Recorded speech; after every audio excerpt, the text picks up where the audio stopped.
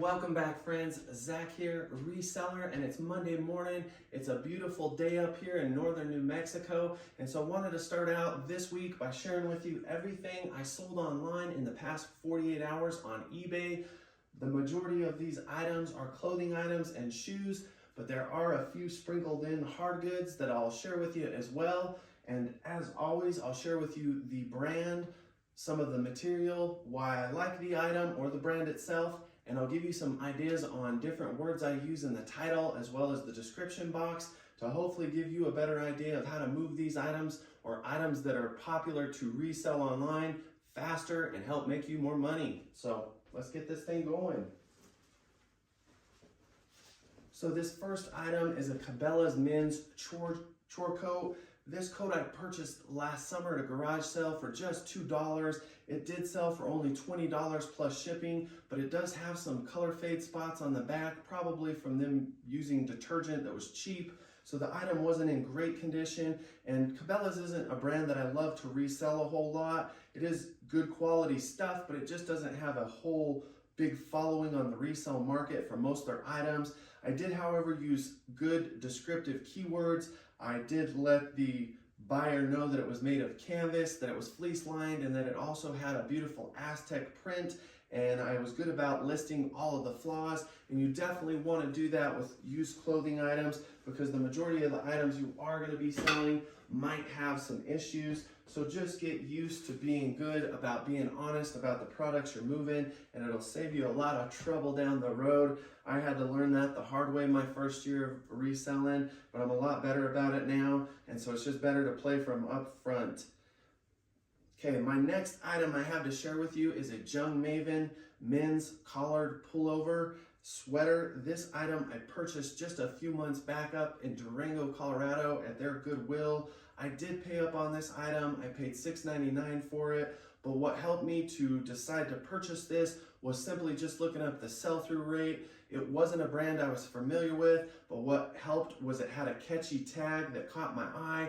It also said American made and that it was made of hemp. So hemp is an upgraded material. It's more durable. It's just a better upgraded material from cotton. And I find that a lot of the hemp garments, when I can find them, will move for better money and faster. And so it was not a great color in my opinion, nor was it a great size. So I just made sure and put made in the USA. I denoted that it was made of hemp, and then I was good about putting good solid measures on it. And this item still sold within a couple months, and I'm happy with the profit. I sold it for $25 and some shipping. So happy to see it move, especially because it's not really a summer or spring type of item.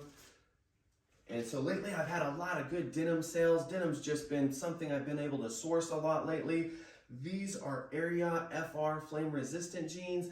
Funny story behind these though is that a good friend of mine, one of my best friends in the world, was needing to make some room in his closet, and so he cleared out a bunch of cinch Western shirts and created a stack of those, as well as a stack of old work jeans because he works in the oil field. And so he brought these down several weeks ago. These do have a hole in them, but they still sold for $22 plus $10 shipping. With workwear, flame resistant wear, I use words like oil filled. I'll put pipeline, welder, factory, industrial, machinist, you name it. Any of those workforce or work related words will help. I'll also put cowboy, western wear. I'll put farm, chore, ranch, and durable, original. And Area is probably one of the best items I sell across the line in my store. I also sell a lot of Carhartt, and that's just simply because there is a lot of industrial work in the area I live, but also a lot of farm, and that is probably a big reason I'm able to source it. So I always say look out for the things that are most common in your area, and then you won't struggle to find items to source consistently.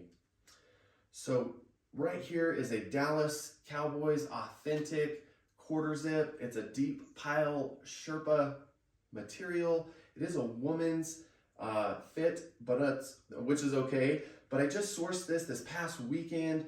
I was gonna put this in my winter death pile, but my numbers came up a little bit short on what I wanted to source for the weekend for my current listings.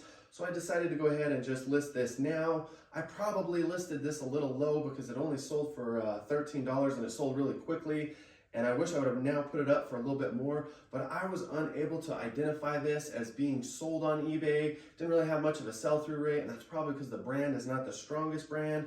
But probably what helped sell it was how I described it. And again, I used words like deep pile, Sherpa fleece, heavy, warm. I put a bunch of Dallas Cowboys collecting items, fan club, football, and all of those words just probably helped to move this item. And another little tip I like to give people is that if you're going to sell athletic apparel that's associated with a professional sports team, go for the popular teams, go for the teams that are more successful in the current day and age. If you go for smaller market teams or teams that haven't won a championship in a while, you might have some difficulty moving that item. And granted, there's always fans, and there's fans for teams across the board. I just try to buy the items that are of popularity and are of current notoriety. And so hopefully that'll help you. This here, however, is a bread and butter shoe sale for me. These are some Chaco sandals. I actually bought these at the tail end of last summer. These sold for just shy of $17 plus shipping, but they do have a stain on one of the straps,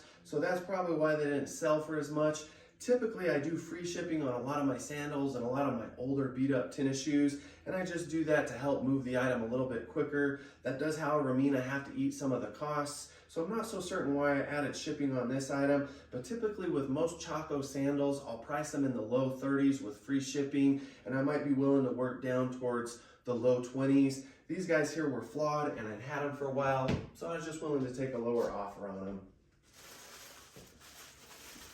My next item to share with you, this is just a cotton thermal Henley. It's a men's Harley Davidson. This item didn't have a tag, so I had to be good about listing all the measurements. And I do that oftentimes with button-up shirts, especially the ones that are of better brands or worth more money. This guy right here, though, it sold for $15 plus some shipping. It did have some color fade, so I was good about putting that in the listing. I put keywords like motorcycle, riding, wild hogs, free rider, easy rider, all of those different associated words that would help connect it to a biker, just help to move that item a lot quicker. And so this item that I'm going to share with you next was kind of a slow mover. This is a Cole hat. It's just a basic cotton hat with kind of a serape print. This hat I only paid 50 cents for, but I've been holding on to it since last summer. It only sold for $9 plus some shipping. But that's still good profit when you really think about what I invested into the item. I definitely wish I could have moved it a little bit quicker, but it too had some color fade, wasn't in the best of condition. I just used keywords like outdoors, outside, camping, trekking, trail, and as always, I always put GORP with any of those outdoor items because that's just a good keyword to have in there. So this next item, don't sleep on. This is Thule. Thule is a great item. It's hard to find smaller Thule items because what they're really known for is luggage racks. You see this brand on top of people's cars, the little shells that you'll see on top of people's vehicles when they're traveling, and also, like I said, luggage racks, luggage carriers. But I have sold 3 of these in the past year. I've also sold several Thule backpacks and made good money. This guy right here was missing the shoulder strap, so I had to denote that, and that might be why this one took a little bit longer than the other 2 to sell, but nonetheless, it sold for $22 plus shipping. I bought this at a yard sale for $2, and so again, good profit. I did have to hold on to it for a little while, but it didn't take up that much real estate, so I'm not going to be that upset about it. Now, another shoe brand that I sell very predominantly in the summer, I source a lot of Birkenstock sandals, a lot of times in mediocre to poor condition, and I'm still able to sell them for good profit. When I can find them kind of beat up, I can buy them for nothing. And so I paid $2 for these just at a garage sale less than a month ago. I did not realize though that they had a crack near one of the straps. When I seen that, I had to delist the item and then amend the description and put it out there to the world that this item did have a flaw. And I also dropped the price on them. Somebody did send me an offer of $12 plus the shipping amount, so I went ahead and took it, but I think I had dropped the price down to like $18 or $16 after I noticed the flaw. So still good profit for only paying $2. And I will say that I do move the leather and cork sandals a little bit quicker than the rubber ones in the Birkenstock line. So here's another of one of my business partners. She's a female. She's the Dansko work clog, and these are the Mary Jane style with a strap. I just sourced these last week, I believe, at my local Goodwill for $10.19.